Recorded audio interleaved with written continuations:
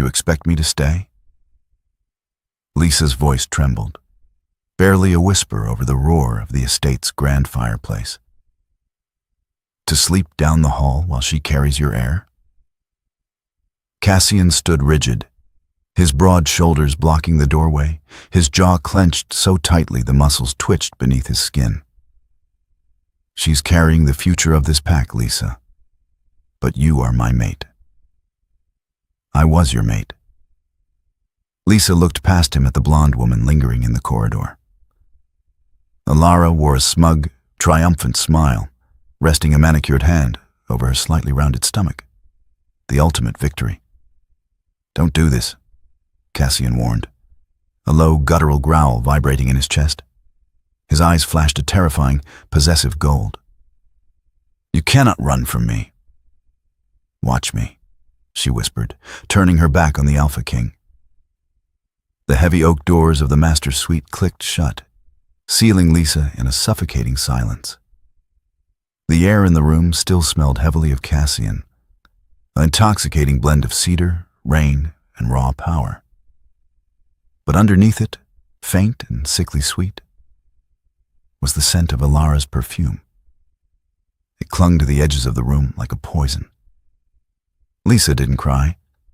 The time for tears had passed hours ago. In the sterile, brightly lit office of the pack physician when the ultrasound confirmed what Cassian had confessed the night before. A single mistake, he had called it. A moment of weakness during a diplomatic summit while his rut had taken hold. But the child growing inside his former mistress wasn't a mistake. It was a death sentence to the 5 years Lisa had spent building a life, a pack, and a soul-deep bond with the man who was supposed to be her forever. Moving with mechanical precision, she pulled a nondescript leather duffel bag from the back of her walk-in closet. She bypassed the silk dresses Cassian had bought her, the velvet cloaks reserved for pack ceremonies, and the heavy gold jewelry that marked her status as Luna. Instead, she grabbed 3 pairs of faded denim jeans, a handful of plain cotton sweaters, and her most durable boots. Her hands only shook when she reached the vanity. Sitting on the marble countertop was the moonstone ring Cassian had slipped onto her finger under the light of a blood moon. It was an ancient artifact, humming with the ancestral magic of his bloodline. For a fleeting second, her fingers hovered over it. The mate bond, a tangible, living tether wrapped around her heart, pulled painfully in her chest, begging her to put the ring on, to submit, to forgive him. She snapped her hand back, her breath catching in her throat. No, she whispered to the empty room. She grabbed a thick envelope of emergency cash from a hidden compartment behind the mirror. Human currency, untraceable by the pack's vast financial network. And a burner phone she had procured months ago when the first whispers of Alara's return had reached her ears. The estate was quiet. It was past 2 in the morning, and the heavy thunderstorms rolling over the Appalachian Mountains provided the perfect cover. Rain lashed against the floor-to-ceiling windows, drowning out the subtle sounds of her movements. Lisa slung the bag over her shoulder, feeling the heavy, undeniable ache of the bond stretching as she moved toward the servants' staircase. Every step felt like walking through deep water. The pack house was alive with sleeping wolves, and any sudden spike in her heart rate could wake the guards on the lower floor. She forced her breathing to slow, visualizing a calm, frozen lake, a technique an old elder had taught her to mask her emotions. When she reached the ground floor kitchen, she paused. The security perimeter was tightly controlled, especially with the Alpha King in residence. But Lisa wasn't just a rogue sneaking out. She was the Luna. The security protocols were programmed to defer to her. She slipped through the pantry and out the steel service door, stepping directly into the torrential downpour. The freezing rain was a shock to her system, instantly soaking through her thin jacket. But it washed away the cloying sense of the house. At the wrought iron perimeter gate, a lone sentinel stood beneath an umbrella, a glowing cigarette in his mouth. It was Marcus, a young wolf she had personally helped through his first volatile transformation. He stiffened as she approached, dropping the cigarette. "Luna?" he asked, his voice laced with confusion. "What are you doing out here?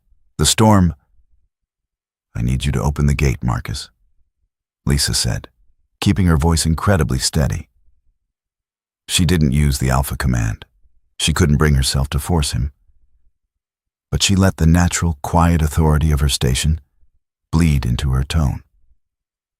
Marcus looked at the duffel bag, then at her pale, resolute face. The young wolf's eyes softened with a sudden, tragic understanding. Rumors spread fast in a pack house. He knew. "The alpha—" Marcus started, shifting his weight. He gave orders. "Marcus." Lisa stepped closer, the rain matting her dark hair to her cheeks. "If you ever respected me, if I ever meant anything to you or this pack, open the gate. Please." A heavy silence stretched between them, broken only by the thunder. Marcus swallowed hard, his gaze dropping to the wet pavement. He reached out and punched a code into the keypad. The heavy iron gates groaned, sliding open just enough for a person to slip through. "May the goddess protect your path, Lisa," he whispered, dropping her title. "Thank you," she breathed. Lisa slipped through the gap, stepping off pack territory and onto the dark, winding asphalt of the human highway. She didn't look back. The moment her boots hit the public road, a sharp, agonizing tear ripped through her chest, the physical manifestation of distancing herself from her alpha. She gasped, stumbling to her knees as the pain blinded her. But she forced herself back up, putting one foot in front of the other into the blinding storm, letting the darkness swallow her whole. 3 years later, the bell above the door of the Gilded Page, a rare book and antique restoration shop in the heart of rainy Seattle, chimed softly. Lisa, now known to her employer and the few locals she spoke to as Liana, didn't look up from the workbench. She was meticulously applying a thin layer of binding glue to the spine of a first edition Hemingway, her fingers steady, her breathing even. The smell of old paper, leather, and strong black coffee was a comforting blanket, a stark contrast to the wild, ozone-heavy scents of her former life. "You've been hovering over that spine for 3 hours, Liana," a voice called out. Elias, the shop's elderly owner, shuffled out from the back room carrying a tray of mugs. "If you look any closer, you're going to fall into the text."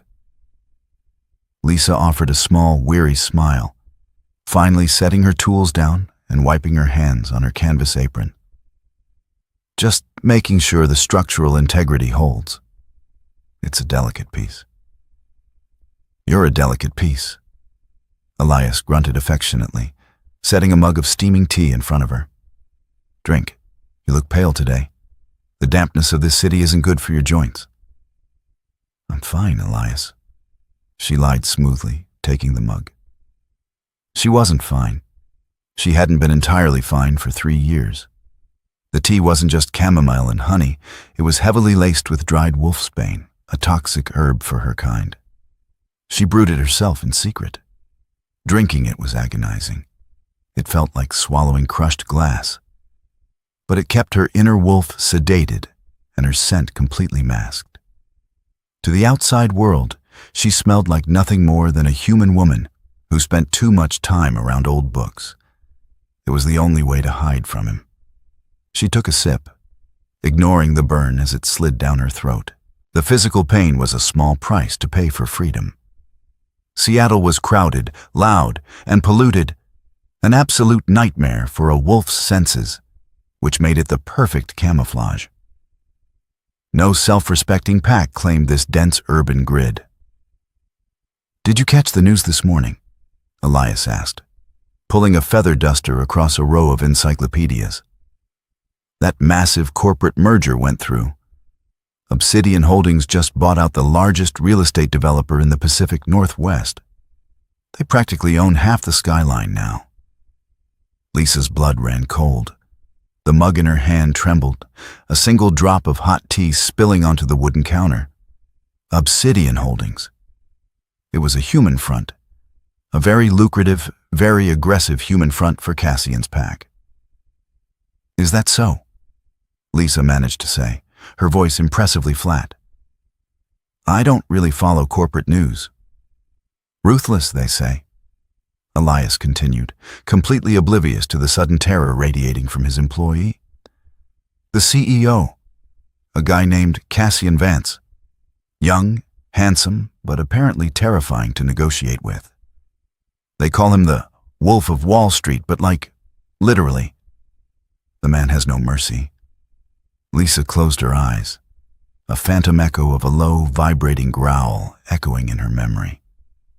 "You cannot run from me." "Well, corporate billionaires rarely have mercy, Elias," she said, forcing herself to turn back to the Hemingway book. Her heart was hammering against her ribs like a trapped bird. Obsidian Holdings moving into the Pacific Northwest wasn't a coincidence. They had no strategic reason to buy real estate here, unless they weren't looking for property, unless they were looking for a ghost. The bell above the door chimed again. Lisa flinched, her hand instinctively dropping below the counter to the heavy iron letter opener she kept stashed there. A tall man in a dark, tailored suit stepped into the shop. He wasn't Cassian. He was human, mid-40s, with a tired face and a leather briefcase. He looked around the dusty shop with mild distaste before approaching the counter. "Can I help you?" Lisa asked, her voice guarded. "I'm looking for a gift," the man said, not meeting her eyes. "Something unique, silver preferably. Antique mirrors, maybe?" Lisa froze. Werewolves hated silver. It burned their skin. But Cassian knew she loved antique silverwork. She had collected it, handling it with thick gloves, fascinated by the craftsmanship of the very thing that could hurt her.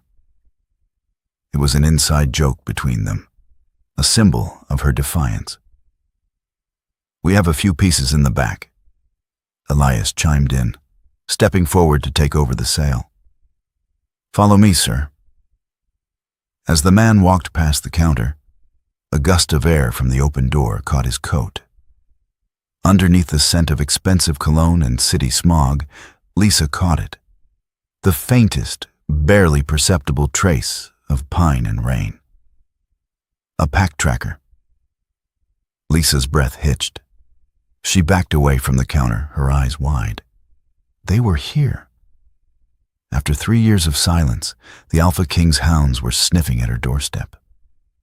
"Elias," Lisa said, her voice tight, urgent. "I'm sorry, I just remembered. I left my stove on. I need to go." Before the old man could protest, Lisa ripped off her apron, grabbed her coat from the rack, and bolted out the back door into the rainy alley, the mate bond suddenly flaring to life in her chest, burning hotter than it had in 3 years.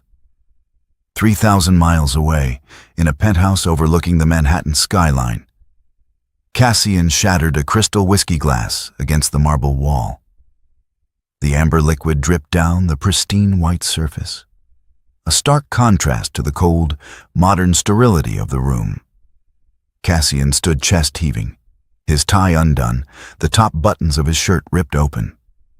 His eyes weren't human. They were glowing a feral, furious gold. The beast beneath his skin, clawing to get out. "Say it again," Cassian snarled, his voice dropping into the terrifying dual tone of the Alpha command. Silas, his beta, stood rigidly by the mahogany desk. Silas was a hardened warrior, a man who had faced down rogue packs and silver bullets without flinching. But even he swallowed hard under the crushing weight of Cassian's aura. "The child wasn't yours, Alpha," Silas repeated, his voice remarkably steady despite the danger. We finally broke the physician. Alara bribed him. She had been seeing a rogue from the Northern Territories months before the diplomatic summit. The timing was manipulated. The DNA tests were falsified. Cassian gripped the edge of the heavy desk, the wood groaning and splintering under his immense strength. 3 years. 3 years ago, he had let his true mate walk out into a storm because he believed duty bound him to a child that was never his. He had allowed Alara to take the Luna's suite. He had allowed his pride and his deeply ingrained protective instincts to override the bond. And within 6 months of Lisa leaving, Alara had miscarried, or so she claimed. Cassian realized now it had all been a calculated lie to secure her place at his side. He had banished Alara to the outer fringes of their territory the moment he suspected her deceit. But the damage was already done. Lisa was gone. The only woman whose touch didn't make his skin crawl, the only woman who challenged his wolf instead of cowering before it, had vanished off the face of the earth. Cassian closed his eyes, a ragged, broken breath escaping his lips. And the tracker in Seattle? Silas picked up a sleek black tablet from the desk and handed it to him. Vaughn checked in 5 minutes ago. He tracked a cluster of human currency transactions matching the serial numbers from your private estate vault. He narrowed it down to a neighborhood in Seattle. He walked into an antique shop. Cassian stared at the screen. It was a still image from Vaughn's hidden body camera. The angle was slightly obscured, but the subject was unmistakable. She was older, thinner. Her dark hair was cut shorter, grazing her shoulders, and she wore a bulky, unflattering sweater. But it was her. Even through the grainy digital image, Cassian's wolf howled, throwing itself against the bars of his ribcage, desperate, starving, violently possessive. Mate. Vaughn said she bolted before he could engage. Silas continued, watching his alpha carefully. She recognized his scent, even under the human cover. She's smart, Cassian. She's been masking her own scent with wolfsbane. It's why we couldn't track her on the grid. Wolfsbane, Cassian whispered, the word tasting like ash in his mouth. The thought of her voluntarily ingesting poison just to stay hidden from him sent a fresh wave of self-loathing and fury crashing over him. She is hurting herself to hide from me. She thinks you have an heir with Alara, Silas reminded him gently. She thinks she was replaced. Cassian dropped the tablet onto the desk. The beast receded slightly, replaced by a cold, calculating, and terrifyingly focused predator. The hunt was no longer a desperate search in the dark. He had a location. He had a visual. Recall Vaughn, Cassian ordered, his voice suddenly dead calm. It was a tone that made Silas's blood run cold. It was the tone Cassian used right before he dismantled an enemy pack. Tell him to secure the perimeter of that neighborhood, but do not engage. If he spooks her again, she'll run somewhere we can't find her. And you? Silas asked. Cassian turned toward the floor-to-ceiling windows, staring out at the sprawling, glittering city below. The rain was starting to fall in New York, pattering against the glass. He remembered the rain the night she left. He remembered the exact way her voice broke when she told him to watch her go. Fuel the jet, Cassian said, his reflection in the glass showing eyes that still burned with gold fire. I'm going to Seattle. I'm bringing my wife home, and heaven help anyone who stands in my way. Thuffer. Lisa's apartment was a cramped, fourth-floor walk-up in a neighborhood where nobody asked questions. It was a far cry from the sprawling, sunlit suites of the alphaking's estate. But it was safe. Or at least it had been. She burst through the door, her breath coming in ragged, painful gasps. The mate bond was a living, thrashing thing inside her chest, pulling her toward the east, toward the approaching storm that was her husband. She slammed the deadbolt, threw the chain, and instantly dropped to her knees, clutching her ribs. The wolfsbane tea she had consumed earlier was warring with a sudden, violent surge of adrenaline. Her vision blurred at the edges, a harsh ringing filling her ears. She forced herself upward, staggering toward the tiny bedroom. She had rehearsed this moment 100 times in her head. A go-bag sat under her bed, packed with a new set of forged IDs, cash, and a map of crossing points into Canada that bypassed pack-controlled borders. She shoved a handful of clothes into the bag, her hands shaking so violently she dropped her toothbrush. "Focus," she hissed to herself, staring at her pale reflection in the cracked vanity mirror. "You survived leaving him once. You can do it again." Down below, on the rain-slicked street, a sleek, black SUV pulled to a silent stop. Cassian stepped out, ignoring the torrential downpour that instantly soaked his tailored suit. He didn't need an umbrella. He tilted his head back, closing his eyes as his senses expanded, cutting through the smog, the exhaust, and the damp pavement. He ignored the throngs of humans hurrying past him under umbrellas. He was searching for a very specific frequency.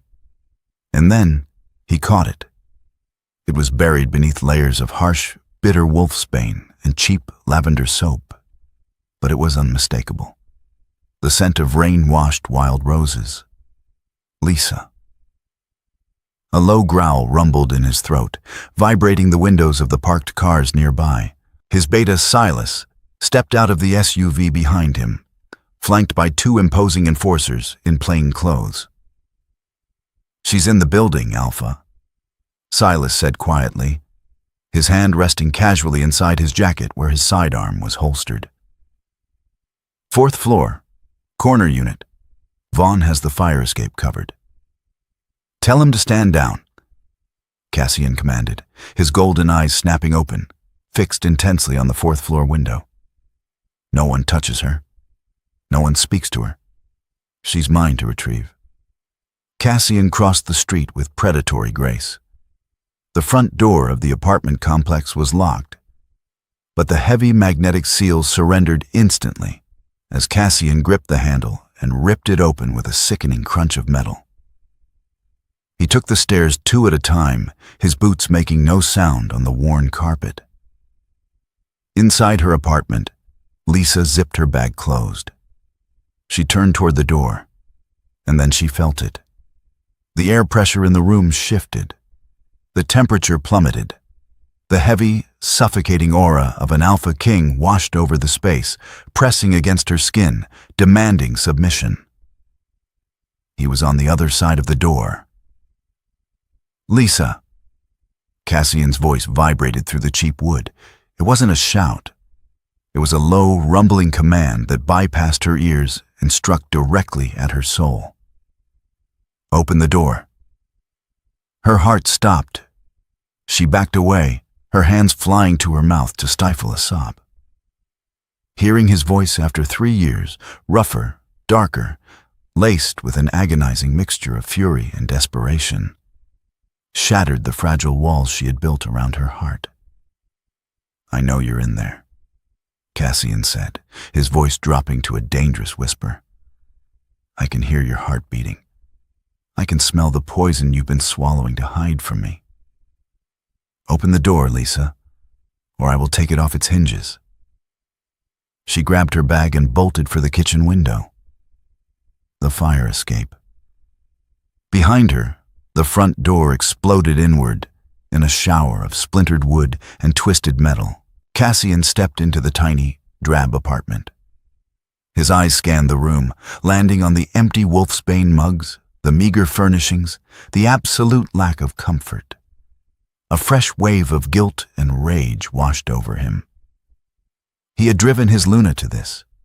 He lunged toward the kitchen just as Lisa swung her legs over the windowsill. "Lisa, stop!" he roared. She paused on the rusted iron grate, the freezing rain immediately soaking her through. She looked back over her shoulder.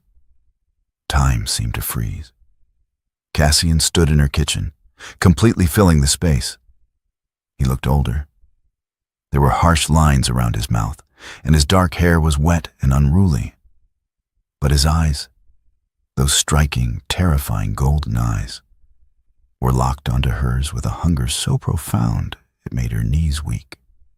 For a fraction of a second, the bond flared so brightly between them that it was almost blinding. Her wolf clawed at her mind, screaming to submit, to throw herself into his arms and never let go. Then she remembered Alara's smiling face, the ultrasound, the betrayal. Lisa broke eye contact, turned, and scrambled down the wet iron stairs into the dark alley below. The streets of Seattle were a labyrinth of narrow alleys, towering brick walls, and blinding neon signs reflecting off the wet pavement. Lisa ran blindly, her boots splashing through deep puddles, her lungs burning. The wolfsbane in her system made her sluggish. A normal werewolf could have cleared 6 city blocks in seconds, but she was trapped in a body functioning at a fraction of its capacity. She turned down a narrow corridor behind a row of closed seafood restaurants, slipping on discarded ice and fish scales. She needed to reach the subway. If she could get underground, mix her scent with thousands of commuting humans, she might have a chance. A shadow detached itself from the wall ahead of her. Lisa skidded to a halt, gasping for air. Cassian stood at the end of the alley, blocking her only exit to the main street. He hadn't even broken a sweat. The rain seemed to curve around him, avoiding him out of pure intimidation. "Where are you going, Lisa?" he asked, taking a slow, deliberate step toward her. "Canada. You think a human border will stop me?" "Stay away from me," she choked out, backing up until her shoulders hit the cold, wet brick of a dumpster. She reached into her coat pocket, her fingers wrapping tightly around a small canister of silver nitrate pepper spray. It was a vicious, highly illegal deterrent in the pack world. "Put that away," Cassian said, his eyes flicking to her pocket. "You know it won't stop me. It will only make me angry." "You're already angry," she shot back, her voice trembling but defiant. "You have no right to be here, Cassian. You made your choice 3 years ago." Cassian stopped 10 feet from her. The raw agony in her voice felt like a physical blow. He looked at her closely, really looked at her, and his heart cracked. She was painfully thin. The vibrant, glowing Luna he had known was gone, replaced by a ghost shivering in the rain. "There was no child, Lisa," he said, his voice cracking. Lisa froze, her hand still inside her pocket. "What?" "Alara lied." Cassian took another step, his hands raised in a placating gesture. "The physician falsified the records. She miscarried a rogue's child months after you left. It was never mine. I swear to you on my life, on my wolf, I never touched her after we mated." A heavy, suffocating silence fell over the alley, broken only by the rhythmic drumming of the rain. Lisa stared at him, her mind desperately trying to process the words. It was a lie. The foundation of her trauma, the reason she had given up her life, her pack, her soulmate, was a fabrication. But instead of relief, a hot, blinding wave of anger washed over her. "And you believed her?" Lisa whispered, tears finally mixing with the rain on her cheeks. "You didn't trust me. You didn't trust the bond. You looked at the woman who had been trying to usurp me for years, and you took her word over my life." Cassian flinched, the accusation striking true. "I was an arrogant fool. I thought I was protecting the pack's legacy. I have spent every day of the last 3 years paying for that mistake, Lisa. I have torn the continent apart looking for you." "Well, You found me, she said bitterly. And my answer is the same. I am not coming back to be your Luna. I am not a prize to be reclaimed just because you realized you made a mistake. You are my mate, Cassian roared, his control slipping. His wolf surged forward, a terrifying display of dominant power that forced Lysa to her knees. He was across the distance in a fraction of a second, his hands gripping her shoulders, hauling her up against his chest. The contact was electric. A shockwave tore through both of them as the severed bond viciously stitched itself back together. Lysa gasped, a raw animal sound escaping her throat as Cassian buried his face in her neck, inhaling her scent deeply, desperately. Mine, he growled against her skin, his hands moving to cup her face, his thumbs brushing away her tears. You are mine. You will always be mine. For a terrifying, beautiful moment, Lysa almost surrendered. The warmth of his body, the absolute safety of his embrace, it was intoxicating. But the memory of the cold, lonely nights in Seattle anchored her. No, she whispered. Before he could react, she pulled the canister from her pocket and sprayed it directly into his face. Cassian bellowed in pain, stumbling backward, his hands flying to his eyes as the silver nitrate burned his skin. The grip on her shattered. Lysa didn't wait. She turned and sprinted down the alley, disappearing into the chaotic crowds of the Seattle night, leaving the Alpha King on his knees in the rain. By midnight, Seattle felt less like a city and more like a carefully constructed prison. Lysa sat huddled in the back booth of a 24-hour diner on the edge of the city, nursing a lukewarm cup of black coffee. Her hands were still shaking. The image of Cassian falling to his knees, blinded by her own hand, was seared into her retinas. A part of her wolf was screaming in agony for hurting their mate. But her human mind knew it was the only way she could have escaped his overwhelming gravitational pull. She had tried the bus terminal. A dozen men in sharp black suits with earpieces had been stationed at every ticketing counter, their eyes scanning the crowds with unnatural intensity. The train station was worse. They had hounds, actual tracking wolves in human form, patrolling the platforms. Obsidian Holdings didn't just buy real estate. They bought infrastructure. Cassian had effectively locked down an entire metropolitan area in less than 3 hours. She pulled her burner phone from her pocket. The screen was cracked, but it still functioned. As she stared at it, the device buzzed violently in her hand. An unlisted number, a text message. I am not angry that you hurt me. I am angry that I made you feel like you had to. Lysa stared at the glowing screen, her heart hammering against her ribs. She didn't reply. 10 seconds later, another message appeared. I have grounded every flight out of SeaTac. I have stopped the trains. The highways are monitored by my enforcers. I will not hunt you through the streets like prey anymore, Lysa. But I am not leaving this city without you. A final message popped up, chilling her to the bone. Midnight. The Obsidian Tower penthouse. Come to me, or I will turn this city upside down piece by piece until you have nowhere left to hide. The collateral damage is up to you. She slowly lowered the phone. He was using the one thing he knew she couldn't ignore.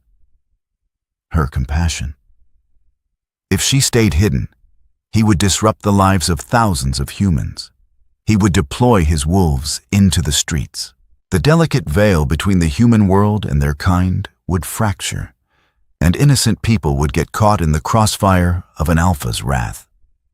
He had boxed her in completely, not with physical force, but with an impossible moral choice.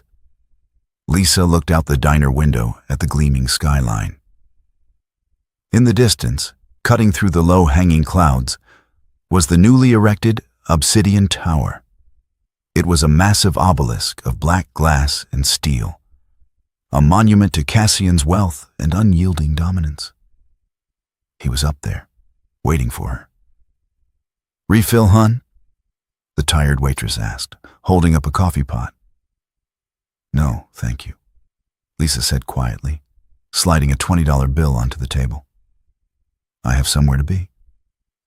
She stood up, pulling her damp coat tightly around her shoulders.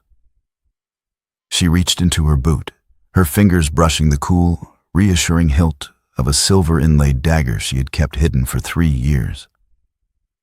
She hadn't used the pepper spray to permanently harm him, only to stun him. But if she walked into his fortress, into the lion's den, she needed to know she had a way to defend herself if his golden eyes turned entirely feral. She walked out of the diner and hailed a passing cab. "Where to?" the driver asked, glancing at her through the rearview mirror. Lisa looked at the towering black spire in the distance, a fortress built by the man who had shattered her heart and was now tearing the world apart to glue it back together. "The Obsidian Tower," she said, her voice finally steady. The running was over. It was time to stand her ground. The lobby of the Obsidian Tower was a cavern of polished black marble and brushed steel, silent and imposing. Despite the late hour, the perimeter was heavily guarded. Men in sharp suits stood at precise intervals, their posture rigid, their eyes tracking her every movement. Lisa knew what they were. Elite pack enforcers, the deadliest wolves in Cassian's inner circle. As she pushed through the revolving glass doors, the atmosphere in the room shifted instantly. The subtle, masking scent of her wolfsbane was failing, overpowered by the sheer adrenaline pumping through her veins. The enforcers recognized her, not just as a runaway, but as their Luna. One by one, the massive, terrifying men dropped their gazes to the floor, exposing their throats in a silent, synchronized display of absolute submission. Lisa ignored them, her boots clicking sharply against the marble as she walked straight to the private executive elevator. Silas, the beta, was waiting by the steel doors. His face was bruised, likely a consequence of Cassian's earlier rampage. But his expression softened as she approached. "He cleared the building of all human personnel," Silas said quietly, pressing his thumb to the biometric scanner to call the car. "It's just him up there. Lisa, please, he is barely holding on to his humanity right now." "He backed me into a corner, Silas," Lisa replied, her voice cold, though her hands trembled inside her coat pockets. Animals bite when they are cornered. He should know that better than anyone. The elevator doors slid open with a soft chime. Silas didn't follow her in. He simply offered a solemn nod as the steel doors closed, sealing her inside the rising cage. The ascent was fast, your stomach dropping as the numbers on the digital display blurred past 50, then 60, then 70. With every floor, the invisible weight of the mate bond grew heavier, vibrating in the narrow space until it felt like the air itself was humming. When the doors finally parted at the penthouse level, the silence was deafening. The entire floor was a sprawling, open-concept masterpiece of modern architecture, encased in floor-to-ceiling windows that offered a dizzying, rain-swept view of the Seattle skyline. The lights were dimmed, casting long, sharp shadows across the minimalist furniture. Cassian stood at the far end of the room, looking out at the city. He had discarded his ruined suit jacket. His white dress shirt was unbuttoned at the collar, the sleeves rolled up to reveal the dark, intricate pack tattoos wrapping around his forearms. The skin around his eyes was angry and red from the silver nitrate. But his vision had clearly returned. He didn't turn around when she stepped into the room. He didn't have to. The bond flared so brightly between them that Lisa felt a physical ache in her chest, a phantom tug pulling her directly toward his spine. "I bought this building 6 months ago." Cassian's voice was a low, rough rasp, devoid of the alpha command. It was just a man, stripped bare. Vaughn caught a whisper of a rumor about a woman buying rare silver artifacts in the Pacific Northwest. It was a ghost of a lead. "But I poured millions into this city, bought up every surveillance grid, every property, just to have the infrastructure ready if it was you. You trapped a city of millions just to trap me," Lisa said, stopping 20 feet behind him. She reached into her boot, her fingers wrapping around the hilt of the silver-inlaid dagger. She pulled it free, holding it at her side. "You haven't changed, Cassian. You still think you can conquer everything that defies you." Cassian finally turned around. His golden eyes locked onto the weapon in her hand, but he didn't flinch. He didn't bare his teeth. Instead, a look of profound, devastating sorrow washed over his sharp features. He closed the distance between them with slow, deliberate steps. Lisa raised the dagger, the silver catching the dim light of the penthouse. She pointed the tip directly at his chest, right over his heart. "Stop," she warned, her voice trembling. Cassian didn't stop. He walked right up to the blade until the sharp silver tip pierced the fabric of his shirt, pressing directly against the warm skin over his frantically beating heart. A faint hiss echoed in the quiet room as the silver burned him, but he didn't even blink. "If this is what it takes to earn your peace, Lisa," Cassian whispered, his voice cracking with raw emotion. He reached up, gently wrapping his large hand around her trembling fingers, pressing the dagger harder against his own chest. "If my death is the only way to balance the scales for what I took from you, then push. I will not stop you. I am yours to destroy." Lisa stared into his eyes, searching for the arrogant alpha king who had ordered her to stay in a house with his mistress. But he wasn't there. All she saw was a broken mate, bleeding on her blade, offering her his life as an apology. The silver hissed against Cassian's skin, the faint scent of singed flesh filling the air between them. Lisa's hand shook violently. She stared at the man she had loved for years, the man who had shattered her world, now offering his life with a terrifying, absolute sincerity. "Do you think this fixes it?" Lisa's voice broke, tears finally spilling hot and fast down her pale cheeks. "Do you think bleeding for me erases the ultrasound? The look on Alara's face? The sheer humiliation of being told I wasn't enough to secure your legacy?" "No," Cassian breathed, his thumb gently stroking the back of her trembling hand, completely ignoring the silver burning a hole into his chest. "Nothing erases it. But you need to know what happened after you left. You need to know the truth of the pack you built." Lisa didn't lower the knife, but her grip faltered. "The night you walked out that gate," Cassian continued, his golden eyes locked onto her brown ones, swimming in his own unshed tears. "Half my soul tore away. I thought I was doing my duty. But without you, the pack started to rot. I started to rot." He stepped a fraction of an inch closer, the blade biting deeper. 6 months later, Alara faked a miscarriage.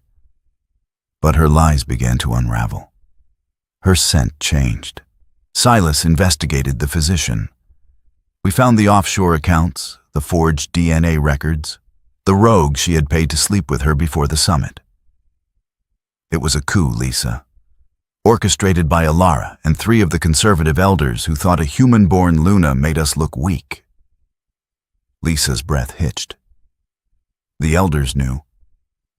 They funded it," Cassian snarled, a flash of his alpha dominance bleeding through his sorrow. "They wanted a pure-blood heir, They wanted you gone. So I gave them exactly what they asked for. I showed them what an alpha without a Luna truly looks like. Cassian finally released her hand, stepping back so the dagger slipped from his chest. A small burned puncture wound marred his skin, but it was already beginning to heal.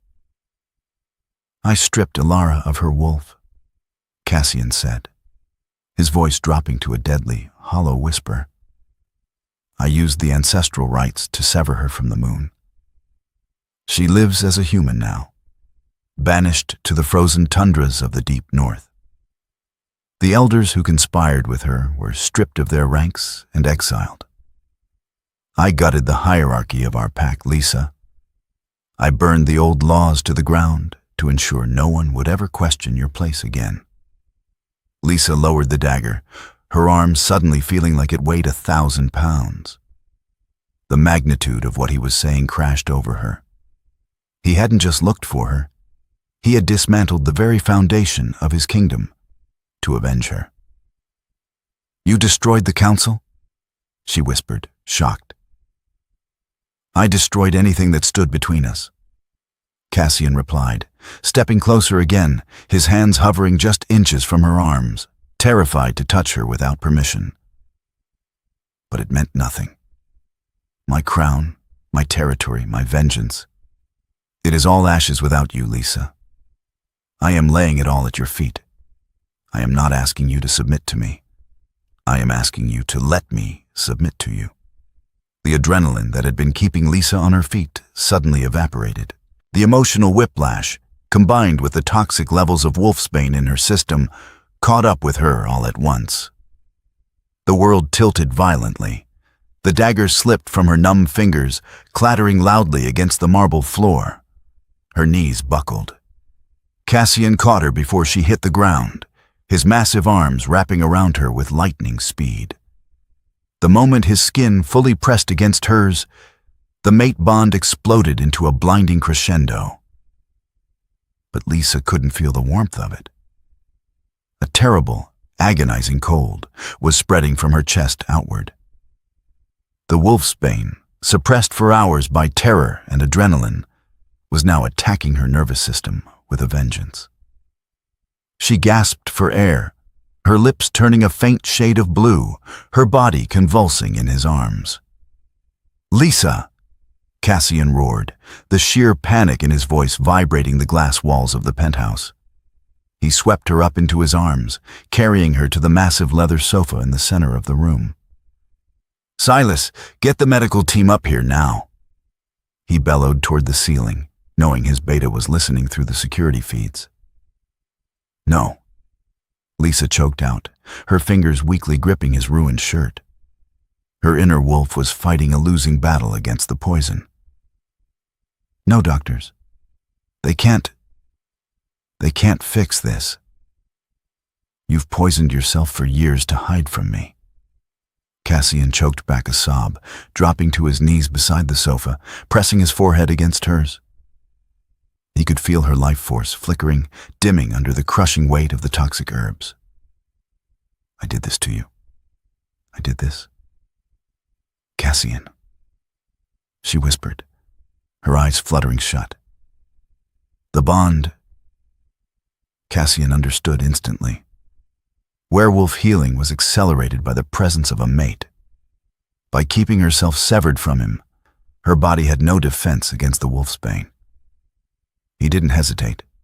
He climbed onto the sofa, pulling her trembling, freezing body entirely against his broad chest, wrapping her in his heat, his scent, and his overwhelming power. He pushed his own life force through the invisible tether connecting their souls, demanding her body to fight, demanding her wolf to wake up. I've got you, he whispered fiercely into her hair as the storm raged against the glass outside. I'm not letting you go. Not in this life, not in the next. When Lisa finally opened her eyes, the world was bathed in a soft, pale gold. The torrential rainstorm that had battered Seattle through the night had broken, leaving behind a crisp, cloudless morning. Sunlight streamed through the floor-to-ceiling windows of the penthouse, warming the leather sofa where she lay. She wasn't cold anymore. The agonizing, brittle ache in her joints, a constant companion for 3 years, was completely gone. She took a deep breath, expecting the familiar burn of wolfsbane in her lungs. But there was only the clean, intoxicating scent of pine, rain, and Cassian. She turned her head. Cassian was sitting on the floor beside the sofa, his head resting against the cushions near her hip. He was fast asleep, his features finely relaxed, though his hand maintained a vice-like grip on hers, as if he feared she would vanish into thin air the moment he let go. The dark circles under his eyes spoke of years of sleepless nights. Lisa watched the steady rise and fall of his chest. The anger that had sustained her for so long was gone, burned away by the silver she had held to his chest and washed away by the tears she had shed in his arms. What remained was the undeniable truth of their existence. They were two halves of a fractured whole, and he had bled to put them back together. She gently squeezed his fingers. Cassian was awake instantly. His golden eyes snapped open, wide and frantic, scanning her face for any sign of pain. He shot up, hovering over her, his hands gently framing her face. "How do you feel?" His voice was rough with sleep and lingering terror. "Does anything hurt? I can call the healers." "I'm okay," Lisa interrupted softly, bringing her hands up to cover his. "Cassian, I'm okay. The poison is gone." He let out a ragged breath, dropping his forehead down to rest against hers. He stayed like that for a long time, just breathing her in, reacquainting his wolf with the scent of his Luna. "I'm so sorry," he whispered against her skin, the words heavy with a 3-year burden. "I will spend the rest of my life making it up to you." Lisa gently pushed him back so she could look him in the eyes. "If I come back," she said, her voice steady and clear, carrying the quiet authority that had once commanded an entire pack, "things will be different. I will not just be your mate, Cassian. I will not sit quietly while council elders plot behind closed doors. I will rule beside you, as an equal." "The council is gone," Cassian reminded her, a faint, proud smile touching the corners of his mouth. "There is only you and me. You will have half my power, half my territory, and all of my soul. Whatever you command, the pack will obey. Whatever you ask of me, I will do." He reached into his pocket. His hand trembled slightly as he pulled out a small velvet pouch.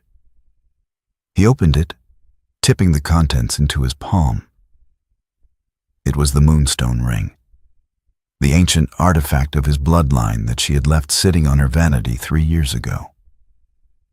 The stone seemed to catch the morning sunlight, glowing with a soft, ethereal blue fire. "I have carried this in my pocket every day since you left," Cassian said softly. He didn't ask the question. He simply held it out to her, an offering of his kingdom and his heart. Lisa looked at the ring, then at the man holding it. The alpha who had torn apart his own hierarchy, bought a human city, and offered his heart to a silver blade just to prove his devotion. She didn't hesitate this time. She reached out, extending her left hand.